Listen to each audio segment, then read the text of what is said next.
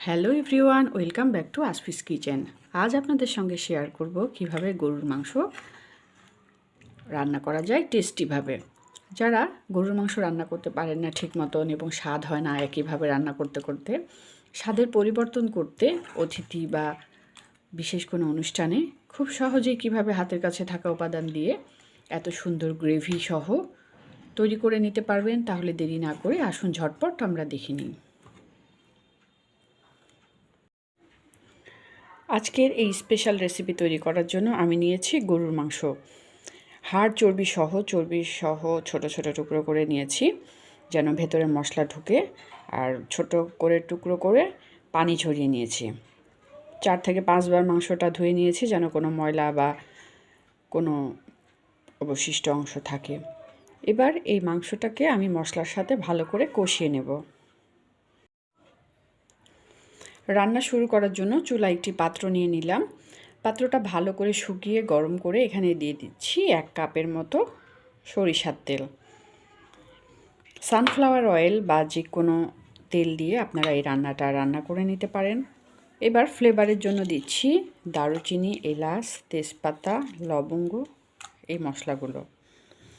একে একে আমি সব উপাদানগুলো দিয়ে দিব।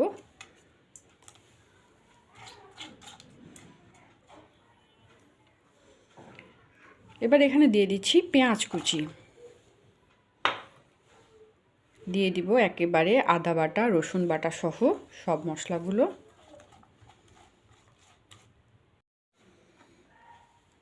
আদা বাটা এবং রসুন বাটা আমি এখানে 2 চামচ করে দিয়ে নিয়েছি। আপনারা সব কিছু পরিমাণ মতো দিবেন। মাংসের পরিমাণ যদি বেশি হয় সেক্ষেত্রে বাড়িয়ে দিবেন, আর কম হলে কমিয়ে দিবেন। দিয়ে দিচ্ছি লাল মরিচের গুঁড়া 2 চা চামচ, হলুদের গুঁড়া 1 চা চামচ, লবণ 1.5 চা চামচ, জিরার গুঁড়া,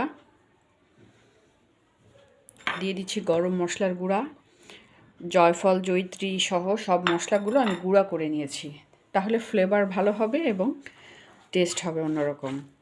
এবার এই মশলাটাকে ভালো করে কষিয়ে নেব, আর পুড়ে যেন না যায় তাই এখানে 1 কাপ পরিমাণ গরম পানি দিয়ে দিচ্ছি।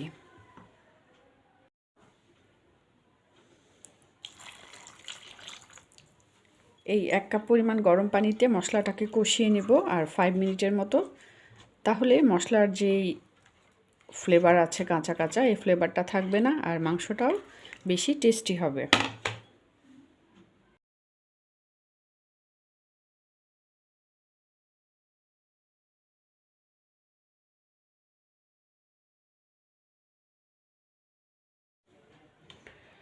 মশলাটা কষানো হয়ে গেছে আর দারুণ একটি ফ্লেভার বের হচ্ছে। এ পর্যায়ে আমি যে মাংসগুলো রেডি করে রেখেছি এই মাংসগুলো এখানে দিয়ে দিচ্ছি, দিয়ে ভালো করে মাংসগুলো কষিয়ে নিতে হবে। আমি ঢাকনা দিয়ে 10 থেকে 15 মিনিট কষিয়ে নিচ্ছি। এখন আর আমি আলাদাভাবে কোনো পানি দিব না, কারণ বেশি পানি দিলে মাংস থেকে কিন্তু পানিটা বের হয়ে আসবে। অতিরিক্ত পানি দিলে কিন্তু টেস্ট হবে না। এই কষানোর উপরে কিন্তু মাংসের টেস্ট নির্ভর করবে, তাই আমি খুব ভালো করে কষিয়ে নেব। আর প্রত্যেকটা অংশে যেন মশলাটা লাগে এর জন্য নাড়াচাড়াটা একদম নিচ থেকে চারপাশে ভালো করে নাড়াচাড়া করতে হবে।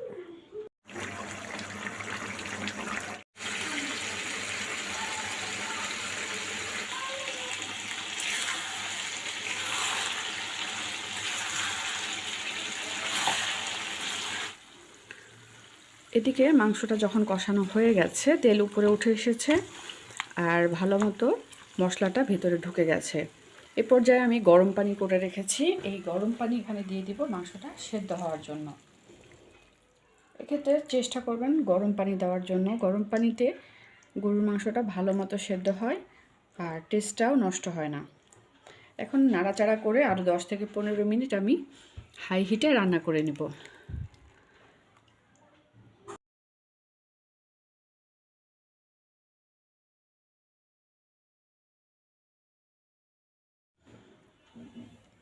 যখন অনেকটা মাখা মাখা হয়ে গেছে, ঝোলটা ঘন হয়ে গেছে এবং মাংস সেদ্ধ হয়ে গেছে প্রায়,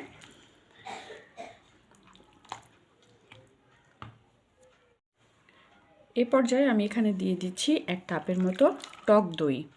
টক দই যখন দিবেন তখন চুলার আঁচটা একটু বন্ধ করে একটু ঠান্ডা করে দিবেন। এবার খুব ভালো মতো মিশিয়ে দিতে হবে, তাহলে এই গ্রেভিটা অনেক টেস্টি হবে আর মাংসের স্বাদও কিন্তু চেঞ্জ হয়ে যাবে। দেখবেন কতটা ভালো লাগবে। আর টক দই স্বাস্থ্যের জন্যও খুবই উপকারী। এবার নাড়াচাড়া করে কিছুক্ষণ আমরা মিশিয়ে নেব। এবার এখানে আরেকটা জিনিস অ্যাড করছি, সস। টমেটো সস দিলে স্বাদ আরও বহুগুণে বেড়ে যায়। তাই আমি এখানে 3 চামচের মতো টমেটো সস ব্যবহার করেছি এবং এই টমেটো সসটাও খুব ভালো মতো মিশিয়ে দিচ্ছি। এবার আরও 15 মিনিটের মতো চুলার আঁচটা মিডিয়াম রেখে রান্না করে নেব, যেন এই টক দই এবং টমেটো সস সহ মিশে যায়।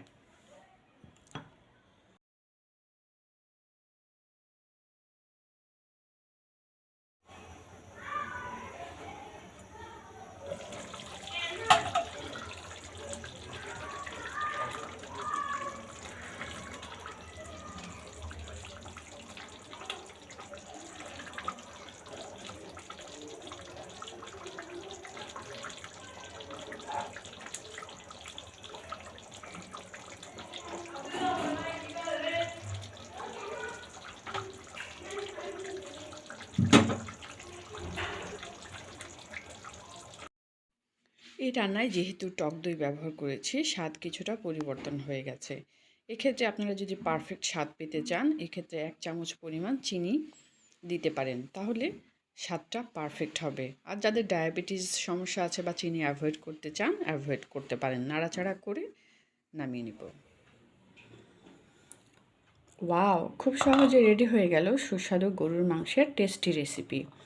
এইভাবে গরুর মাংসের স্বাদ পরিবর্তন করে আপনারা খেতে পারেন আর দিতে পারেন অতিথি আপ্যায়নে, ঈদে বা জন্মদিনেও। আমার ভিডিওটি কেমন হয়েছে কমেন্ট বক্সে অবশ্যই জানাবেন। বেশি বেশি লাইক এবং শেয়ার করবেন। দেশ বিদেশের বিভিন্ন ধরনের রান্না দেখতে চোখ রাখুন আসপিস কিচেনে। আমাদের সঙ্গে থাকার জন্য এবং ভিডিওটি দেখার জন্য ধন্যবাদ।